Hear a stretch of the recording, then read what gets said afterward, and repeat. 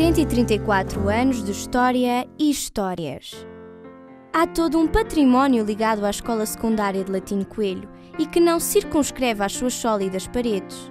Dão-lhe alma todos os que calcorrearam as suas salas, os seus corredores, os seus pátios, as suas escadas, os seus ginásios, a sua cantina, os seus laboratórios. Mudam-se os tempos, mudam-se as vontades. Há mais de 40 anos a vida do liceu era bem diferente do que é hoje. As meninas, de soquetes, mini saias, só com os joelhos à espreita, batas brancas com o emblema do liceu, entravam pelo primeiro portão. Os rapazes, de cabelo curto e de gravata, dirigiam-se ao portão central. Amigos, géneros à parte. Refira-nos 3 palavras que caracterizem o nosso liceu. Extraordinariamente eficiente, proativo e uma escola atual. Tradição, desafio, inovação. A primeira palavra, de facto, era o desafio. Onde aprendemos a ser, a estar e a partilhar. Uma grande competência. A amizade, ensino, referência e saudade. Para si, falar do Liceu de Lamego é sinónimo de... tristeza, porque eu não podia estudar. A minha mãe obrigou-me a ir estudar. E depois, quando cheguei a Lamego, fui para uma casa hospedar de um lavrador de lá de Resende. Tinha comprado aqui uma quinta em Lamego. E o meu pai era muito meu amigo. Era mesmo assim uma amizade que não podia ver sem mim. E como eles eram de lá de Resende, ele pediu-lhe para me dar pensão. Neste momento é sinónimo de saudade mesmo, porque o liceu foi algo que nos marcou durante alguns anos da nossa vida. Nós aprendemos, e por isso aqui um pouco disse ensino, foi a nossa referência em termos de estabelecimento de ensino, porque o liceu é único e continua a ser único na cidade de Lamego, pelo seu ambiente, por muitas coisas que estão associadas a este estabelecimento.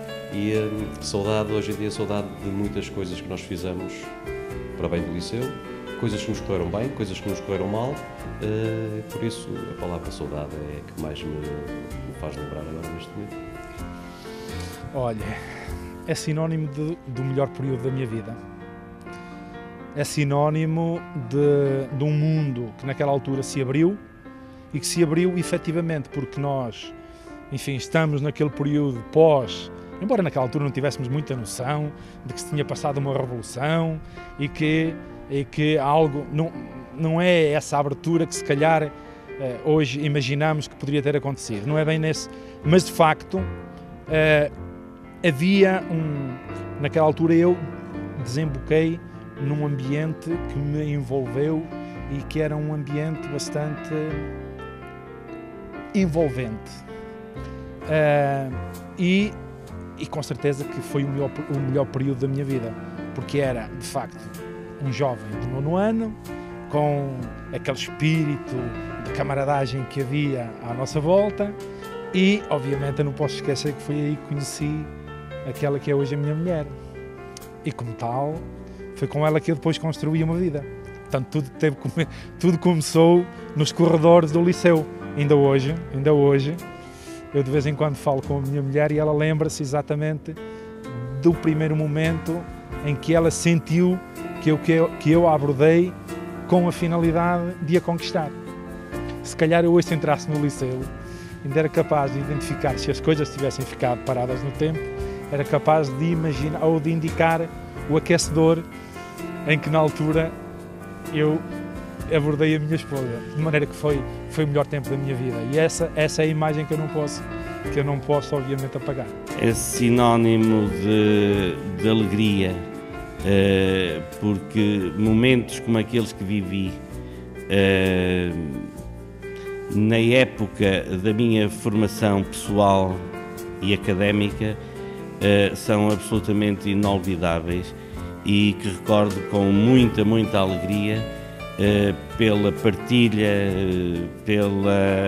pelas amizades de longa duração que se fizeram e pela formação que a própria instituição me deu e me possibilitou.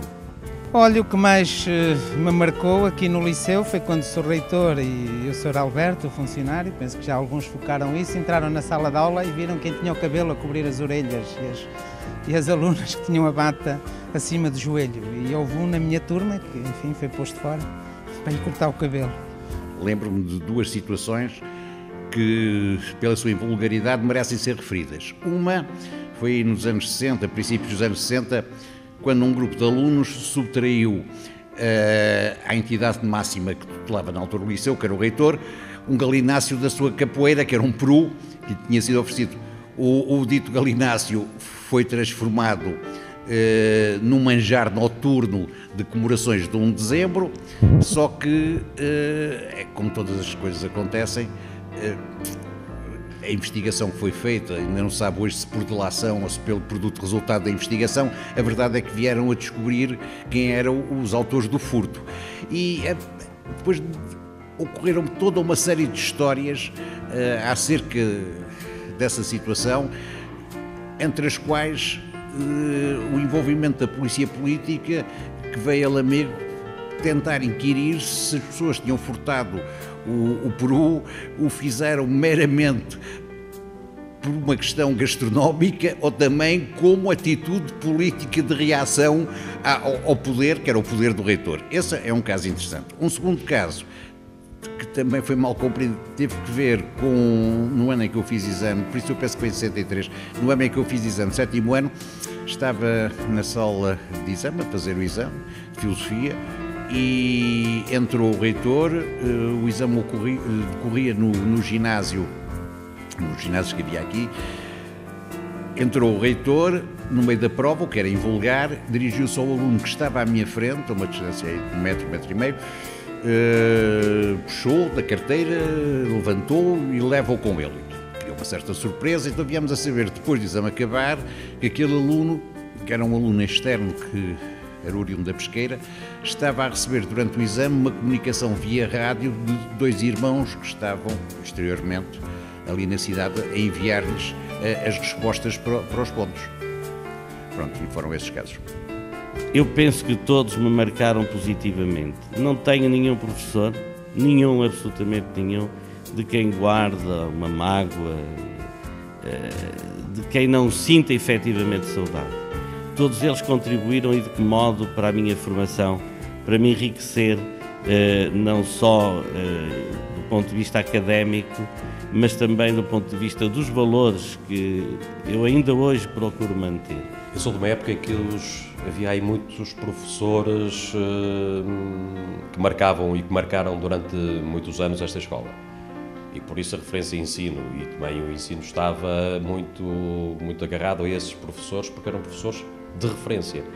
Mas talvez o que mais me marcou, e porque foi o último reitor deste liceu, o professor Fernando Quintela, que era um professor excepcional, um professor fora de série, um professor de francês.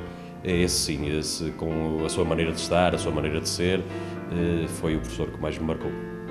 Peço-lhe, por favor, 2 palavras para os atuais estudantes. Olha, aos atuais estudantes, eu sugiro, sinceramente, que cumpram as vossas obrigações. Ser estudante é ter uma profissão. Se trabalharem bem, serão bem pagos, tanto no curto como no médio prazo e no longo prazo. É evidente que se não forem trabalhadores generosos e cumpridores, certamente não terão a possibilidade de alcançar esse objetivo. Contudo, estando nesta escola, eu tenho a certeza que têm todas as condições para serem bons estudantes, bons trabalhadores e, portanto, serão certamente cidadãos com o futuro assegurado. Palavras inspiradoras que vocês eventualmente quererão. Olhem, aquilo que eu gostaria de deixar era: tenham uma grande confiança no futuro. Confiem essencialmente em vós, na vossa capacidade, na nossa capacidade, porque nós, primeiro como pessoas, como seres humanos, e depois como portugueses, nós já ao longo das gerações, de outras gerações, provamos que não somos inferiores a ninguém. Nós temos é que acreditar em nós naqueles que estão ao nosso lado e nas instituições com quem nós, vocês agora na escola onde estão, no vosso liceu, e confiem. E já agora, enfim, que vos deixem ser astronautas. Para os atuais estudantes, as coisas são muito simples, é tentar fazer... Eu gostava que os atuais estudantes tentassem, ou que soubessem viver o liceu. Soubessem viver o liceu nos momentos sérios de ensino e que soubessem viver o liceu nos momentos de brincadeira, aquela brincadeira sã,